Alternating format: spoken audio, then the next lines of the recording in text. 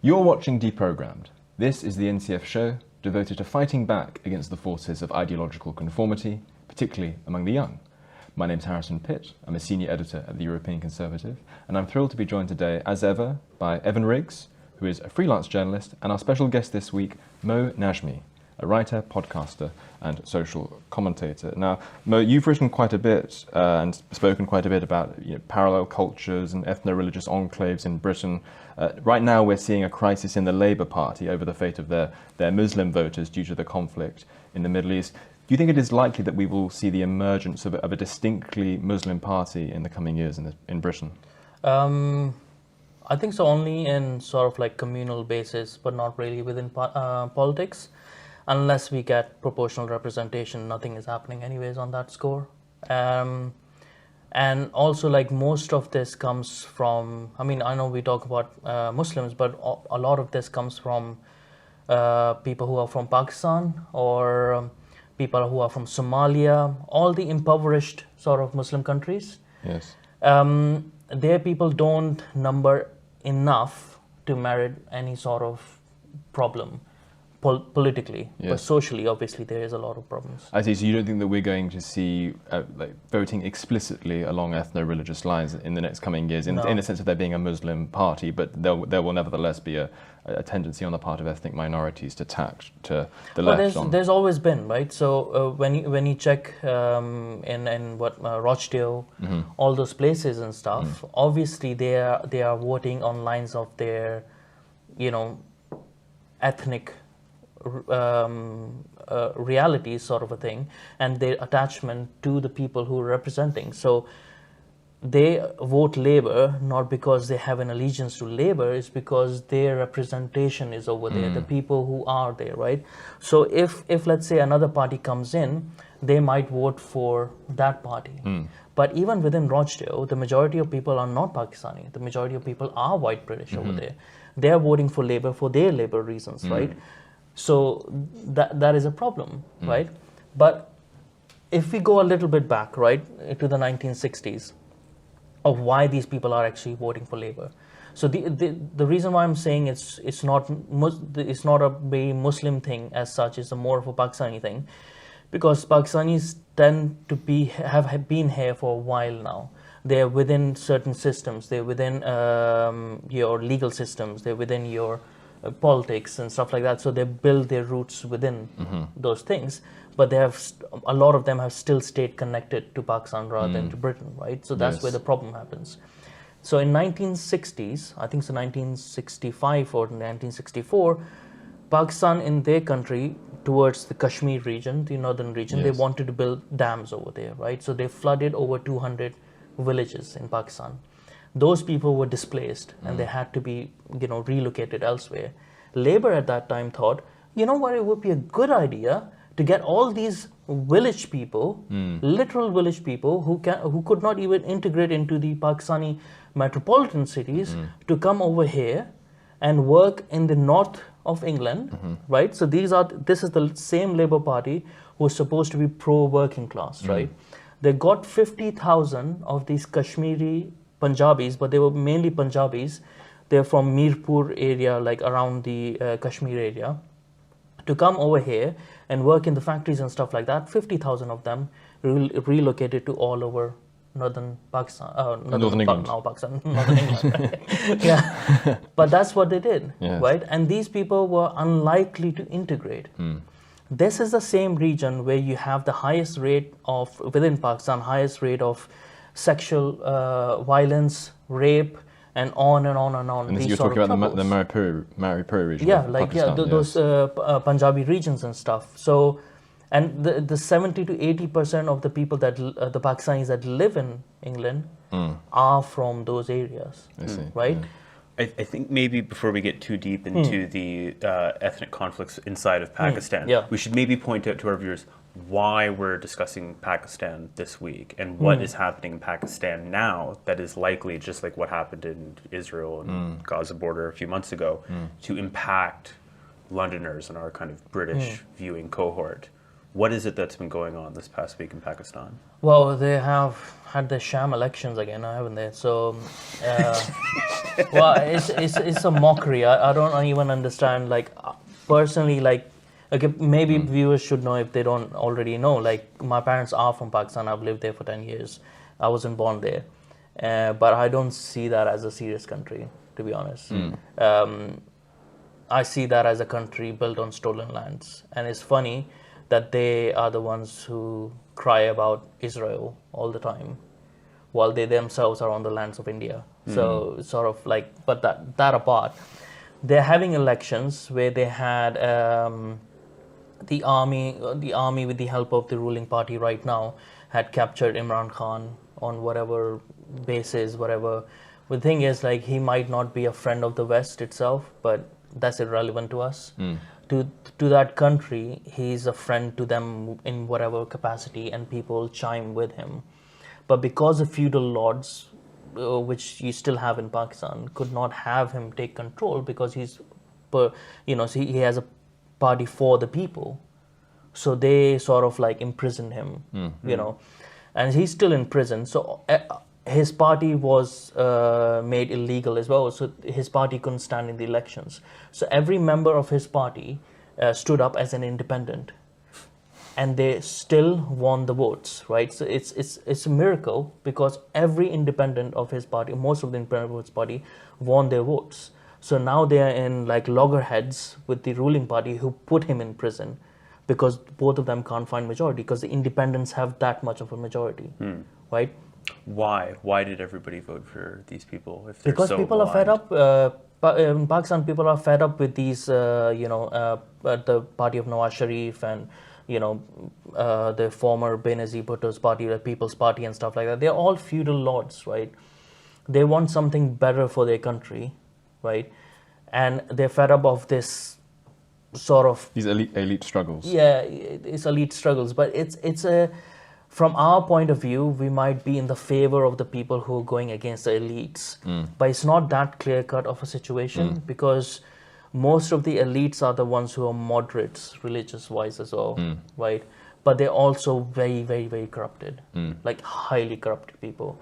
They're the ones who take money from the aids that America and Britain give them, like, They embezzle it and all that sort of thing. Yes, it's so much. So, but the thing is, why should it matter to us? I have no idea. Well, I can't answer that. I don't understand why should it matter to us. Well, I suppose it should, I think the answer, staring us in the face, is that it really shouldn't. No, but it will. But it will, and it completely undercuts the mainstream complacent cosmopolitan liberal narrative that has been abroad in the West for some time, which you mentioned the Labour government in the 1960s. I imagine that Harold Wilson himself was partly captive to this illusion that, Britain is...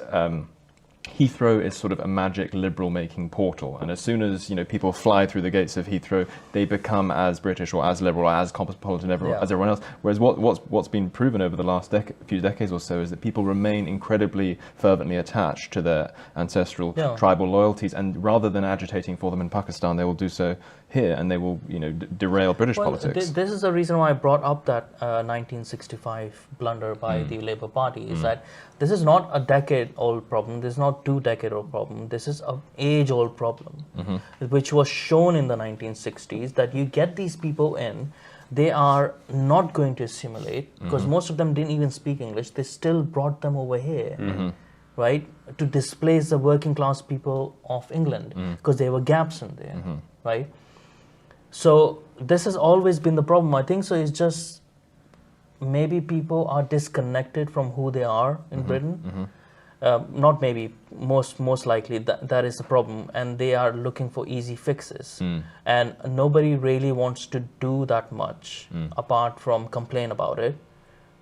There's no action to it. I complain about it as well. Yes. But it's not turning into action, because action means you actually have to do something about it. Yes, and you were saying, you absolutely, and you were saying that we're far too, before we came on air, you were saying that in Britain, we are sort of so far too cavalier and blasé when it comes to devaluing the meaning of citizenship. Would you like to elaborate on that point a little bit? This has been my main gripe for a very long time, right? So, and people need to understand this, that I am not ethnically British, obviously, as you can see.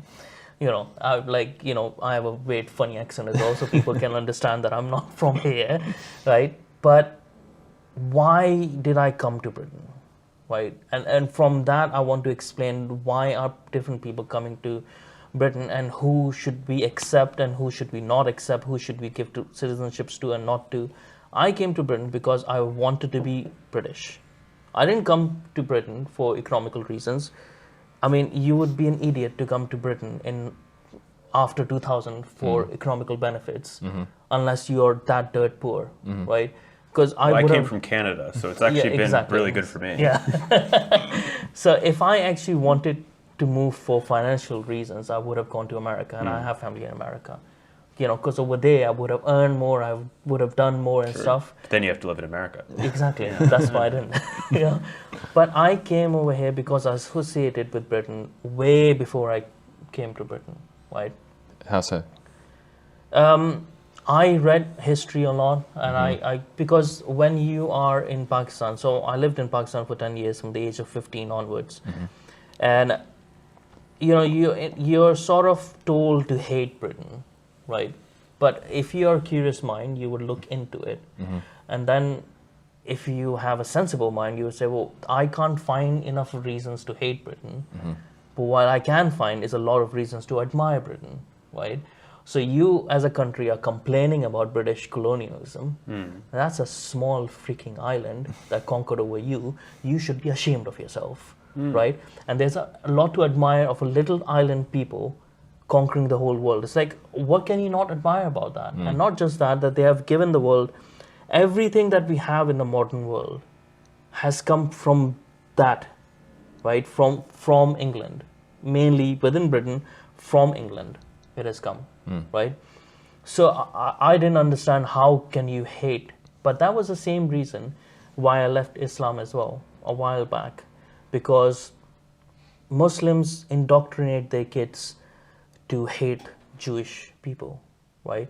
And not more so, like Pakistanis are the worst with that. Every single problem that they have in their country is because of the non-existent Jews that live over there, right? So everything is to do with Israel for some reason, right? Yeah. And whatever my makeup was as a person, I just wasn't inclined to hate people whom I have never met, never interacted with. It just didn't sit right with me. And my own childish interpretation of Islam at that time as well was sort of like, it seems against the core of the message of Islam that you're trying to give, right? But obviously I further found out that the reasons why I left Islam was because that is the core of the message. It is a warmongering ideology. But apart from that, I left Islam because one of the main reasons was because they kept on telling me to hate Jewish people. And when you look into it, it was like, well, but these people, against all odds, keep on achieving good things, keep on overachieving. Why should I hate them, right? So that's the same reason why I love the Japanese as well. You drop 2 nuclear bombs, and within 50 years, they're there. Yes. Better than all their neighbors. So like, how can you hate such people? It doesn't matter if their ideology is not something. Does that also apply to the Germans, even though they didn't get nuked? I don't think so. They achieved anything. The Germans? Yeah. It's the fourth biggest economy in the world.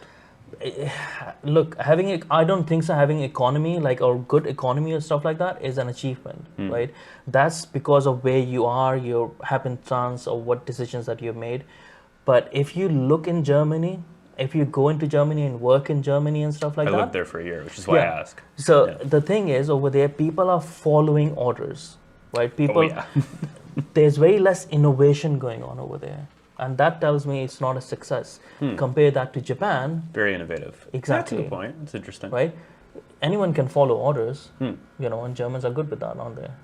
That's very true. And giving them. Yeah, exactly. Yeah. Yes. Okay. So, but I digress. No. Well, I don't know where I went with what I was saying. Can I ask you what might be a provocative question? So I'll tell a little story here first to get to that. When I first came to the UK, I was not aware that it's frowned upon here to carry a knife on you. I always carried a pocket knife on me since I was 15. Yeah. Like my dad gave me my first one. I used to be a firefighter and a bartender, so I used it every day. I carried a knife on me for I guess it'd be 13 years straight, every day.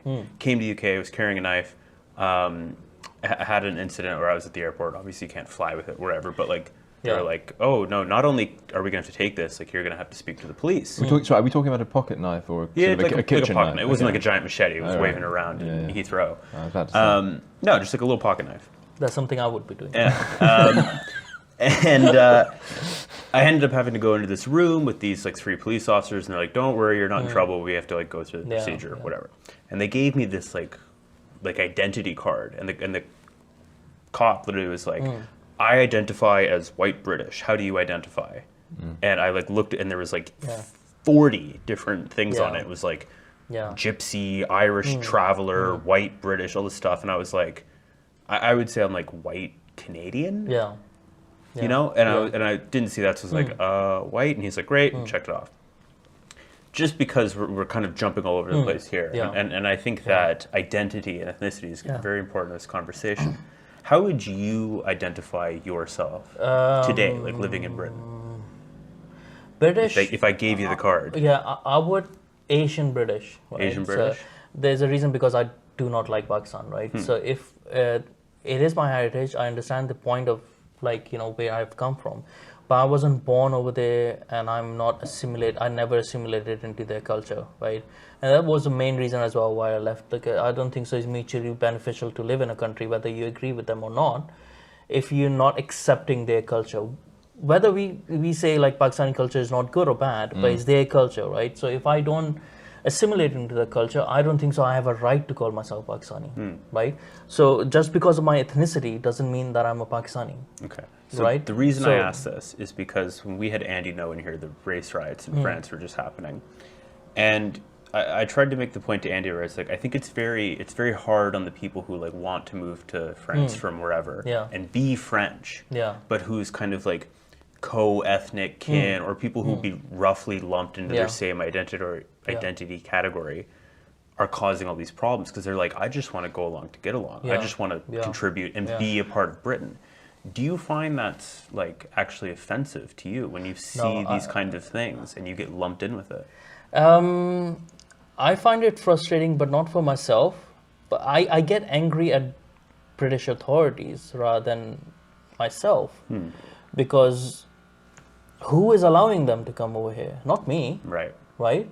It is our liberal elites who have lost a sense of themselves who are allowing them, right? So this is that message that I want to put across, that we need to divert our anger and our frustrations towards where the changes can be made from, right? It's not going to be, look, okay, let's go even deeper, right? All of the problems that we are seeing right now, they are symptoms, right? Mass immigration problem, crimes from them, Islamism, Marxism, all of these problems, the can't get doctor appointments, whatever, these are all symptoms, right? And we are going after them all the time, right? Without curing the root cause. The root cause is the loss of British traditionalism. That is the root cause. We have a set of people that we are saying is a nation. A nation is not a nation unless it knows itself, unless it is rooted in something and everyone agrees on what it is about, right? This is the disjoint that we're seeing in America as well, where they can't even agree when it was made independent, right?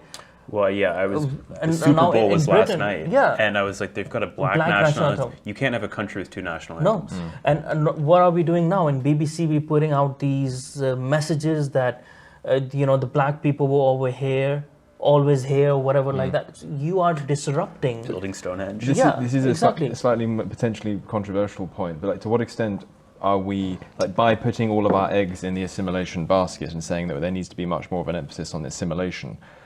It seems to me, Mo, that like you are a very unique case. You are someone who has, as it were, flown the perch of your tribal ancestral identity and have opted into a new one, and that's a very rare thing. Like, most human beings don't have it in their power to fly the perch of their tribal identity. and then they should not be given citizenships otherwise. But I suppose the point is that, because the one point that you've made before, and I think it's completely correct, is that so long as Pakistanis live in parallel communities in this country, they will hold views and allegiances that are just completely abhorrent to those held by native Brits. But is it even possible to do assimilation on such a vast scale, given the inherent tribalism of human nature? No, the thing is, like, we don't need to, right? So we should have a project of assimilating, integration, having to speak the language and whatnot. Yeah.